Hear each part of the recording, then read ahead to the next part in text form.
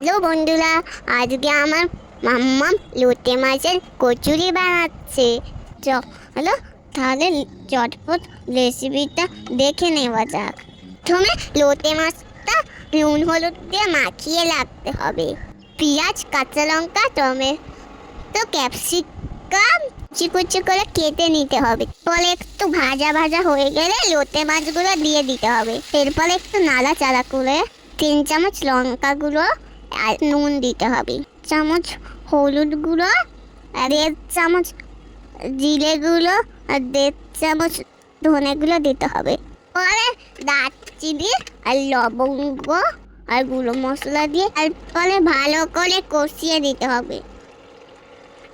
কাঁটাগুলো ছেড়ে এলে কাঁটাগুলো বেছে ফেলে দিতে হবে।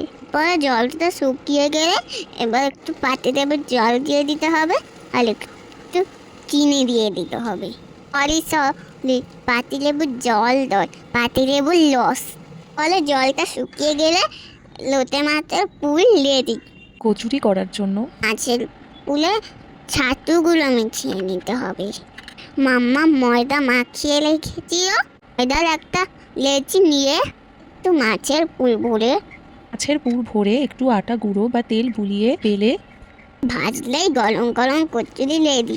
সব কচুরিগুলো একইভাবে করে নেবে। ফুলকো ফুলকো মাছের কচুরি করা কত ইজি। আমার মাম্মা আলুর দম দিয়ে সার্ভ করেছিল, তোমরাও অবশ্য ট্রাই করো। মাছের পুরটা দিয়ে হিঙের পরোটাটা ভালোও লাগে।